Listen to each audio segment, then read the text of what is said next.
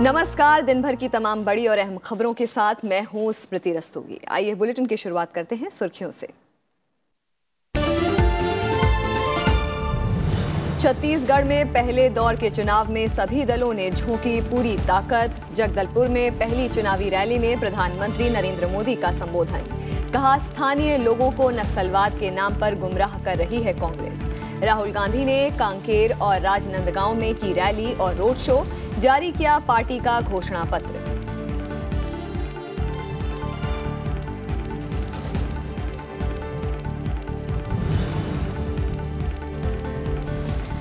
Reserve bank से सरकार ने नहीं मांगे 3.6 लाख करोड़ रुपए। आर्थिक मामलों के सचिव एससी गर्ग का बयान।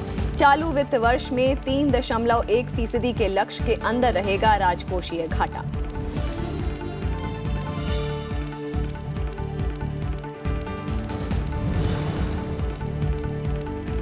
भारतीय सेना की बढ़ी ताकत। M777 अल्ट्रालाइट होवित्जर और K9 वज्रतोप सेना में शामिल। नासिक के देवलाली आर्टिलरी सेंटर में रक्षा मंत्री की मौजूदगी में समारोह। होवित्जर तोप 40 से 50 किलोमीटर और K9 28 से 38 किलोमीटर की रेंज में साध सकती है सटीक निशाना।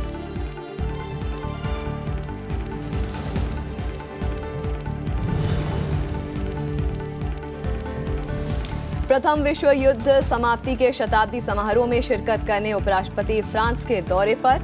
3 दिन की यात्रा के दौरान व्हीलर्स गुस्ला में इंडियन वॉर मेमोरियल का भी करेंगे उद्घाटन। पेरिस पीस फोरम से इतर होंगी कई द्विपक्षीय वार्ताएं। भारतीय समुदाय को भी संबोधित करने का कार्यक्रम।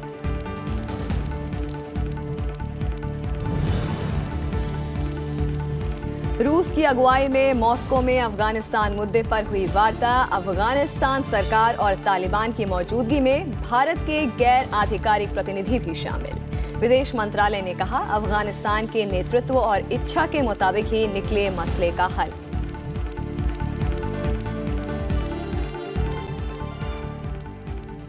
और बात 5 राज्यों में विधानसभा चुनाव की।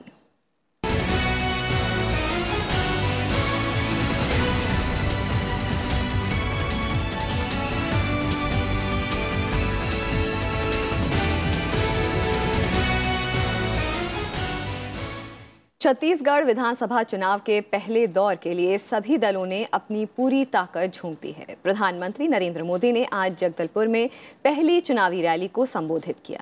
उन्होंने कहा कि जिस छत्तीसगढ़ को पहले की सरकारें पिछड़ा कहती थीं, उसे बीजेपी की सरकार ने विकास की रफ्तार दी। प्रधानमंत्री ने शहरी नक्सल का जिक्र करते हुए कहा कि स्थानीय लोगों को नक्सलवाद के नाम पर गुमराह किया गया। प्रधानमंत्री ने कहा कि वो जब भी छत्तीसगढ़ आए तब नई योजनाओं के साथ आए। छत्तीसगढ़ विधानसभा चुनाव के पहले चरण के लिए राज्य के सभी राजनीतिक दलों ने अपनी पूरी ताकत झोंक रखी है। इसी सिलसिले में प्रधानमंत्री नरेंद्र मोदी शुक्रवार को बीजेपी का प्रचार करने नक्सल पीड़ित क्षेत्र बस्तर पहुंचे। जगदलपुर में चुनावी रैली में उन्होंने कहा कि 10 साल तक केंद्र में कांग्रेस की सरकार रही, लेकिन छत्तीसगढ़ में हो रहे विकास कार्यों को अटकाने और लटकाने के भरसक प्रयास किए गए। सरकारें तो पहले भी होती थी, लेकिन इतने सारे काम क्यों नहीं होते थे? कहीं पर भी नजर डालो, कोई न कोई विकास का काम हो रहा है। इसका कारण एक ही है, पैसे पहले भी थे, योजनाएं पहले भी थी, लेकिन कारोबार बिचौलियों के हाथ में था और इसलिए नीचे कुछ पहुंचता नहीं था। हमने इन बिचौलियों को खत्म किया और रास्ता साफ कर दिया। आपके हक का आपको मिल रहा है।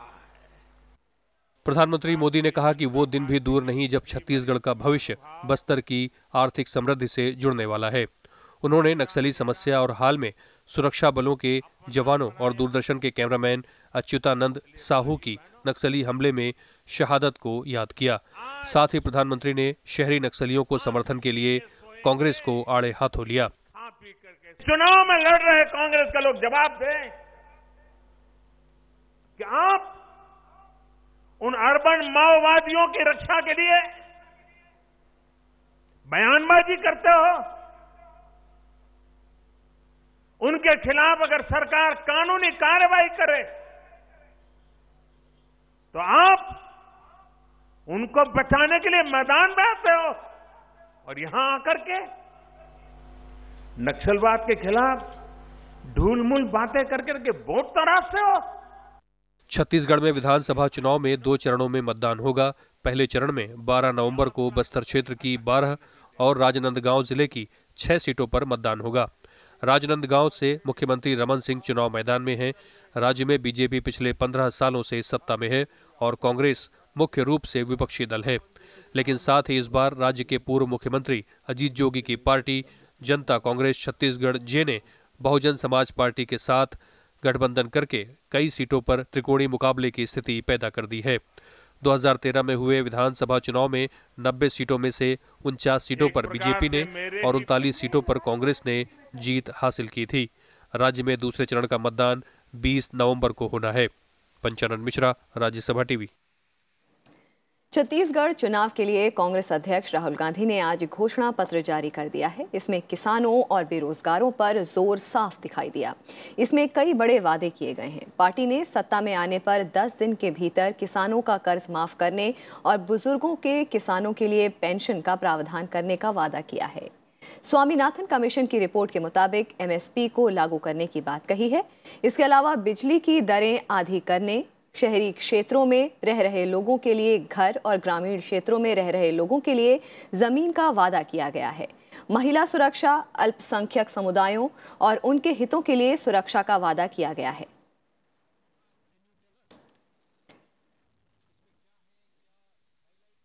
युवाओं को बताना चाहते हैं कि इसमें आपके भविष्य का, आपके फ्यूचर की थिंकिंग और प्लानिंग है, किसानों की फ्यूचर की थिंकिंग और प्लानिंग है और ये आपके ज्ञान से हमने किया है। तो हम आपको भी धन्यवाद करना चाहते हैं कि आपने अपना ज्ञान, अपनी नॉलेज कांग्रेस पार्टी को दी और हमने ये मैनिफेस्टो आपकी मदद से हमने ये बनाया।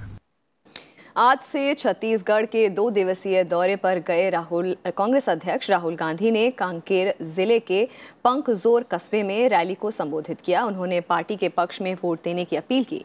इस मौके पर उनके निशाने पर केंद्र सरकार रही।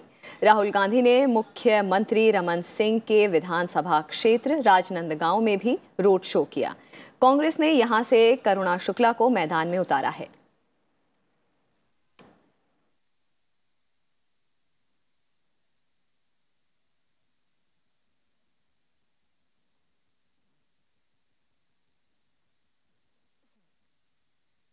मोदी जी आए, रमन सिंह जी आए, वायदे करते हैं 15 लाख सही दाम, ये वो वायदे नहीं पूरे किए तो फिर ये काम कांग्रेस पार्टी करके दिखाएगी। तो छत्तीसगढ़ के किसानों, आप अच्छी तरह सुनो। चुनाव के बाद आप 10 दिन गिनना, 1 2 3 4 5 6 7 8 9 10। और इस पर और चर्चा के लिए हम रुख करेंगे हमारे संवाददाता नविक्रम सिंह का, जो कि रायपुर में है। नविक्रम, आज प्रधानमंत्री नरेंद्र मोदी और कांग्रेस अध्यक्ष राहुल गांधी की रैलियां हुई। आखिरी समय में दिग्गजों के पूरे जोर लगाने का कितना फायदा इन दोनों पार्टियों को मिलेगा?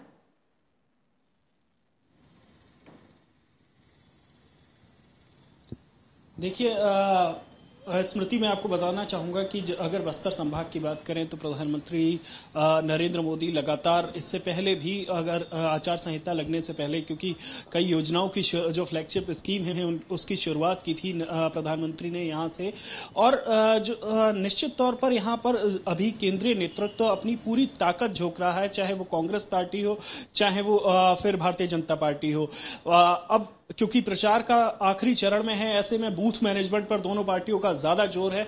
और खास तौर पर आपको बताना चाहूंगा, जिस तरीके से प्रधानमंत्री मोदी ने आज संबोधित किया है बस्तर की जनता को, क्योंकि यहाँ के जो कार्यकर्ता हैं, बस्तर संभाग के जो कार्यकर्ता हैं, वो लंबे अरसे से इंतजार कर रहे थे, क्योंकि चुनाव नजदीक आ रहे थे। ऐसे में जो कार्यकर्ताओं में नई जान फूंकने के लिए, उत्साह उनका दोगुना करने के लिए, मेरी कई कार्यकर्ताओं से बात हुई, उनका कहना था कि प्रधानमंत्री के मोदी के आने के बाद और उनकी सभा होने के बाद यहाँ चुनावी समीकरण कुछ और होंगे।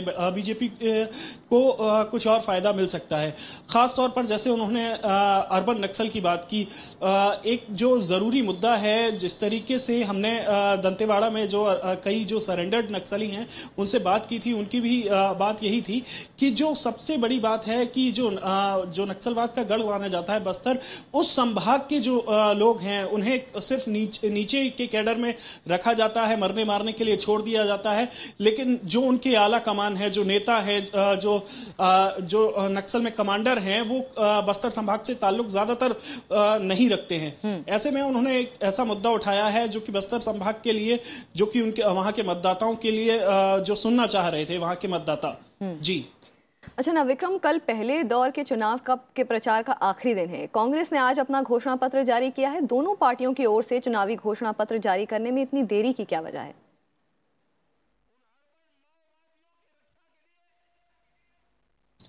देखिए स्मृति, कांग्रेस का आज घोषणा पत्र जारी हुआ है और इसके बाद कल संभवतः बीजेपी का भी घोषणा पत्र सुबह 11 से 12 बजे के बीच में आ जाएगा। यहां पर लगातार वादे तो दोनों तरफ से किए जा रहे हैं, क्योंकि इस बार चाहे कांग्रेस हो चाहे बीजेपी, दोनों ने कहा था कि जनता से बात करने के बाद, जनता से समन्वय बनाने के बाद वो अपना घोषणा पत्र जारी करेंगे। तो पार्टी के जो सामान्य कार्यकर्ता हैं, दोनों पार्टियों के जो कार्यकर्ता हैं, जो नीचे बूथ मैनेजमेंट तक हैं, उन तक सलाह ली गई है, मशवरा लिया गया है, जिसके बाद ये घोषणा पत्र जारी हुए हैं। मतलब कांग्रेस का आज हो चुका है और बीजेपी का कल।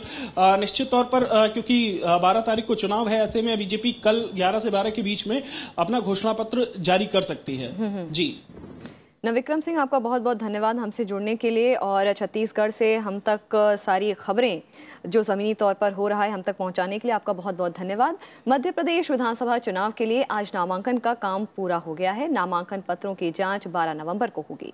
14 नवंबर तक उम्मीदवार नाम वापस ले सकेंगे। राज्य में चुनाव प्रचार भी जोर पकड़ने लगा है। यहाँ मुख्य मुकाबला सत्तारूढ़ बीजेपी और कांग्रेस के बीच है। दोनों ही पार्टियां मतदाताओं को अपने पक्ष में करने में लगी हैं। राज्य में 28 नवंबर को मतदान होना है। वोटों की गिनती 11 दिसंबर को होगी।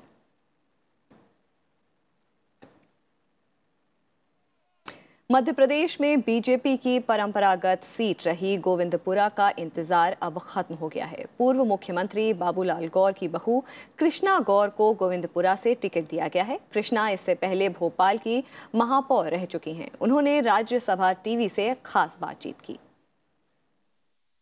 गोविंदपुरा सीट की अगर हम बात करें तो अगर इतिहास की बात करते हैं तो बहुत 60 साल पुरानी सीट है। आपके ससुर जी भी यहाँ पे चुनाव जीतते आए लगातार। क्या आपके पास रोड मैप है, किस तरह से आप यहाँ के विकास कार्यों को आगे बढ़ाएंगे? देखिए, मुझे ऐसा लगता है कि कोई भी निर्वाचन क्षेत्र मात्र भौगोलिक इकाई नहीं होता है, बल्कि उसके साथ साथ वो जीवंत मानव की इकाई होता है। और इसलिए जब इस प्रकार के क्षेत्र में रहने वाले लोग जो होते हैं वो अपने विकास और अपने क्षेत्र के विकास के कुछ सपने सजोए होते हैं, उनकी इच्छाएं आकांक्षाएं होती है और उसके आधार पर वो अपने जनप्रतिनिधि को तय करते हैं। मैम ये बताइए, क्योंकि ये एक ऐसी सीट है कि जो जब बीजेपी अपने संघर्ष के दौर से गुजर रही थी तो आपने ये गोविंदपुरा सीट से बाबूजी जीत करके आते थे। वजह क्या रही कि इतनी खींचतान रही और ये नाम फाइनल होने में इतनी देर लग गई? मुझे लगता है कि गोविंदपुरा पूरे मध्य प्रदेश के 230 विधानसभा सीटों में सबसे सुरक्षित सीट है और जब सुरक्षित सीट होती है तो स्वाभाविक रूप से दावेदारों की संख्या बढ़ती है और जब दावेदार बढ़ते हैं तो निश्चित रूप से वो पार्टी के कार्यकर्ता ही होते हैं और पार्टी को उन समस्त दावेदारों में प्रत्याशी चयन करने के लिए बहुत सारे मापदंडों को अपनाना होता है और मुझे लगता है कि दावेदार ज़्यादा थे, इसी दृष्टि से मूल्यांकन आकलन करने में पार्टी को समय लगा और उसके बाद उन्होंने निर्णय लिया। तो कृष्णा गौर जी का साफ मानना है, चूँकि ये यहाँ इस क्षेत्र की महापौर भी रह चुकी हैं और यहाँ के लोगों की संस्कृति से भली भांति वाकिफ़ हैं, तो इनका मानना है कि हम पूरी तरीके से जनता की अपेक्षाओं पर खरा उतरने की कोशिश करेंगे। भोपाल से कैमरामैन नारायण सिंह ठाकुर के साथ मोहम्मद फातेह टीपू, राज्यसभा टीवी। तेलंगाना में विधानसभा चुनाव के लिए कांग्रेस 3 दलों के साथ तालमेल कर चुनाव लड़ेगी। गठबंधन में तेलुगु देशम पार्टी, तेलंगाना जन समिति और भारतीय कम्युनिस्ट पार्टी शामिल हैं। कांग्रेस नेता और तेलंगाना के प्रभारी आर.सी. कुंटिया ने बताया है कि सीटों को लेकर सहयोगी दलों के साथ सहमति बन गई है। तेलंगाना में 93 पर कांग्रेस, 14 पर टीडीपी, 8 पर TJS 3 सीटों पर CPI लड़ेगी। गुरुवार को हुई कांग्रेस चुनाव समिति की बैठक में 74 सीटों पर उम्मीदवारों का नाम फाइनल कर लिया गया है। पिछले एक सप्ताह से कांग्रेस TDP, TJS और CPI के साथ सीटों के बंटवारे को लेकर बातचीत में जुटी थी। सियासी समीकरण की बात करें तो TRS और BJP यहां अलग अलग चुनाव मैदान में हैं। ऐसे में यहां चुनावी मुकाबला त्रिकोणीय हो गया है। चुनाव आयोग की ओर से जारी कार्यक्रम के मुताबिक तेलंगाना में 7 दिसंबर को मतदान होगा। इसके लिए अधिसूचना 12 नवंबर को जारी की जाएगी। नामांकन की आखिरी तारीख 19 नवंबर है। तेलंगाना विधानसभा में कुल 119 सीटें हैं।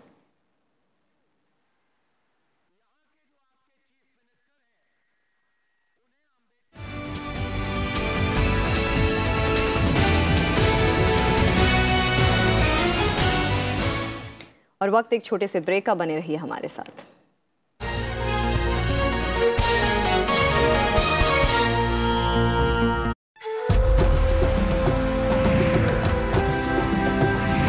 उत्तरा भावकर, रंगमंच और फिल्मों का एक बेहद जाना पहचाना नाम। मैं तो इसको हमेशा मोड़ कहती हूँ, एक अचानक मोड़ जिसके बारे में कभी नहीं सोचा था। मुड़ के देखती हूँ तो मुझे लगता है कि अरे मैंने कहाँ तो मैं गाती थी और कहाँ अब मैं इसमें आकर फंसी हूँ। लेकिन हाँ, I enjoy that.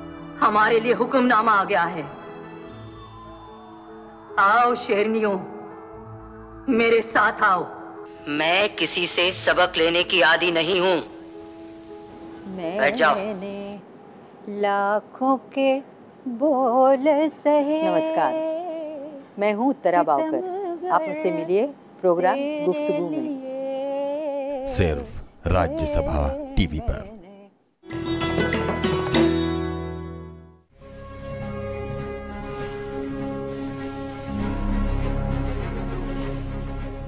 Mihir Sen, English channel पार करने वाले पहले एशियाई तैराक।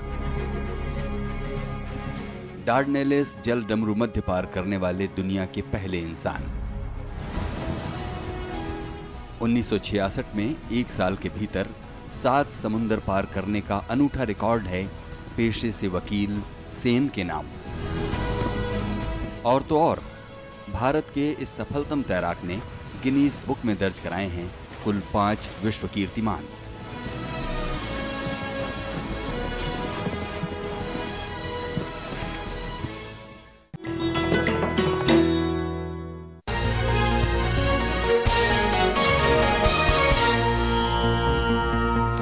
ब्रेक के बाद आपका स्वागत है। प्रधानमंत्री नरेंद्र मोदी अगले सप्ताह मालदीव के नवनिर्वाचित राष्ट्रपति इब्राहिम मोहम्मद सोहेल के शपथ ग्रहण समारोह में शिरकत करेंगे।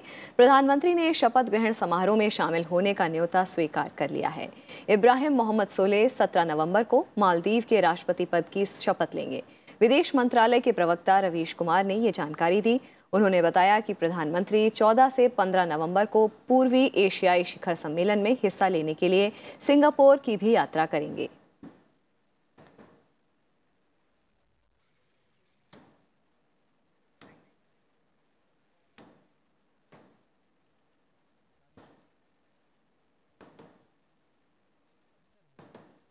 उपराष्ट्रपति एम वेंकैया नायडू फ्रांस के 3 दिवसीय दौरे पर हैं। वो पेरिस में प्रथम विश्व युद्ध के अंत के शताब्दी समारोह में शामिल होंगे। इस मौके पर उपराष्ट्रपति इंडियन वॉर मेमोरियल का भी अनावरण करेंगे। रविवार को उपराष्ट्रपति आर्क डी ट्रायम्फो में प्रथम विश्व युद्ध समाप्ति के शताब्दी समारोह में हिस्सा लेंगे। इसकी अध्यक्षता फ्रांसीसी राष्ट्रपति इमैनुअल मैक्रों करेंगे। इस यात्रा के दौरान उपराष्ट्रपति भारतीय समुदाय को भी संबोधित करेंगे और शनिवार को व्हीलर्स गुस्ला में इंडियन वॉर मेमोरियल का उद्घाटन करेंगे। उपराष्ट्रपति युद्ध समाप्ति समारोह के तौर पर फ्रांस सरकार की ओर से आयोजित पेरिस पीस फोरम के मौके पर कई द्विपक्षीय वार्ता भी करेंगे।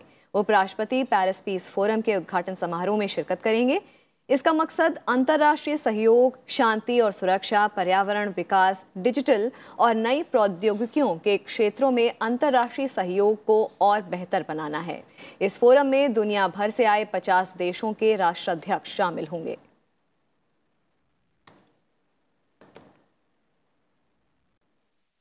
और सेना के बेड़े में आज M777 अल्ट्रा लाइट होवित्जर तोप और K9 वज्र तोप शामिल हो गई। महाराष्ट्र के देवलाली में रक्षा मंत्री निर्मला सीतारमण और सेना प्रमुख जनरल बिपिन रावत ने इन तोपों को आधिकारिक तौर पर सेना में शामिल किया। ये तोप दिन और रात कभी भी करीब 38 किलोमीटर तक अचूक निशाना लगाकर दुश्मन को मिटाने की क्षमता रखती हैं। K9 वज्र प्रोजेक्ट की लागत 4,300 करोड़ रुपए से ज्यादा है। 2020 तक 100 K9 वज्र तोप भारतीय सेना के पास होंगी, जिनमें से 10 तोपों की पहली खेप इसी महीने मिल जाएगी। ये एक सेल्फ प्रोपेल्ड तोप 155 mm कैलिबर की है। होवित्जर तोप 40 से 50 किलोमीटर और K9 तोप 28 से 38 किलोमीटर की रेंज में सटीक निशाना साध सकती है।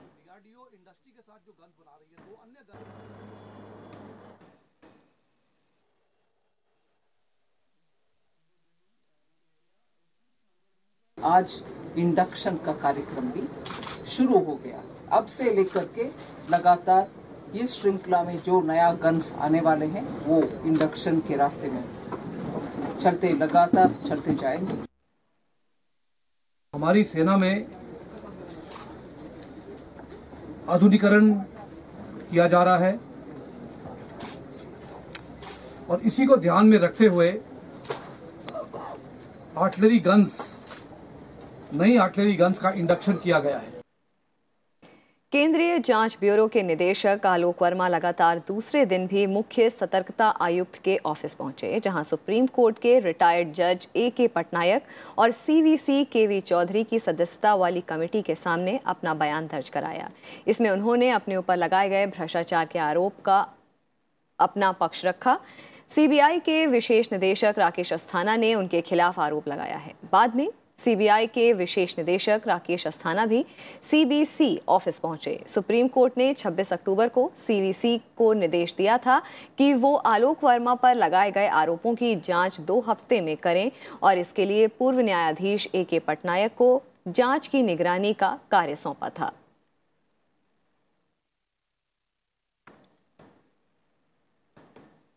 सरकार ने भारतीय रिजर्व बैंक से 3.6 लाख करोड़ रुपए की पूंजी की मांग की अटकलों को आज खारिज कर दिया है।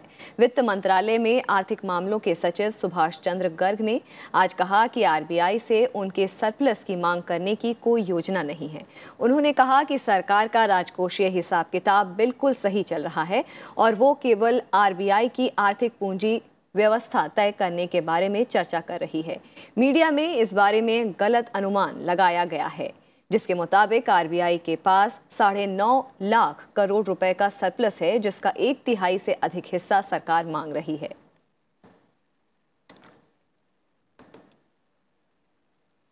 और रूस की राजधानी मॉस्को में आज अफगानिस्तान के मुद्दे पर बैठक हुई। रूस की अगुवाई में हुई इस बैठक में इसमें तालिबान और अफगानिस्तान हाई पीस काउंसिल के प्रतिनिधि शामिल हुए, लेकिन अफगानिस्तान सरकार का कोई आधिकारिक प्रतिनिधिमंडल इसमें नहीं आया। बैठक में ईरान, चीन, पाकिस्तान, तजिकिस्तान, उज्बेकिस्तान और तुर्कमेनिस्तान समेत 12 देशों के प्रतिनिधि शामिल हुए। वहीं भारत की भी यहां गैर आधिकारिक मौजूदगी रही है।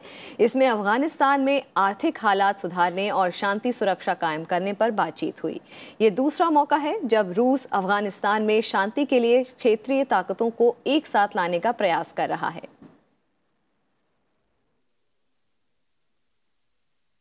Предпринимают попытки превратить Афганистан в плацдарм своей экспансии в Центральной Азии и в целом в нашем обширном регионе. Помочь афганцам пресечь эти планы, искоренить террористическую угрозу – задача всех наших стран и действующих в регионе многосторонних структур. बैठक में भारत ने अपनी मौजूदगी को गैर आधिकारिक बताया है। सम्मेलन में भारत ने अपने 2 प्रतिनिधियों को भेजा है। इसमें ICWA के महानिदेशक TCA राघवन और अफगानिस्तान में भारत के पूर्व राजदूत अमर सिन्हा शामिल हैं। भारत ने साफ किया है कि शांति के सभी प्रयासों का नेतृत्व और नियंत्रण अफगान लोगों के हाथों में होना चाहिए। अफगानिस्तान के अंदर जो पीस एंड रिकंसिलिएशन का एफर्ट है उसका हम भरपूर समर्थन करते हैं। To preserve unity and plurality, to bring security, peace and prosperity in the country, और जो तीसरी प्रमुख चीज है जो हम लगातार बोलते रहे हैं, जो कंसिस्टेंट पॉलिसी है इंडिया का, कि India will support any effort which is Afghan led, Afghan owned and Afghan control, and also with the participation of the government of Afghanistan. और अब बात खेलों से जुड़ी। आईसीसी T20 महिला विश्व कप अब से थोड़ी देर में वेस्ट इंडीज में शुरू होने जा रहा है। इस टूर्नामेंट में 10 टीमें हिस्सा ले रही हैं। आईसीसी T20 विश्व कप का उद्घाटन मुकाबला भारत और न्यूजीलैंड के बीच खेला जाएगा। टीम इंडिया को हरमनप्रीत कौर की कप्तानी में मजबूत रणनीति के साथ कीवी टीम का सामना करना होगा। मैच भारतीय समय अनुसार रात 8:30 बजे खेला जाएगा।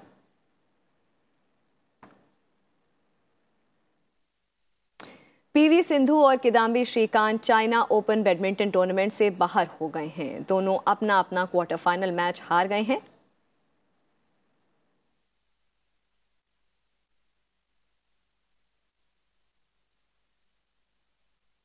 और फिलहाल इस बुलेटिन में इतना ही। नमस्कार।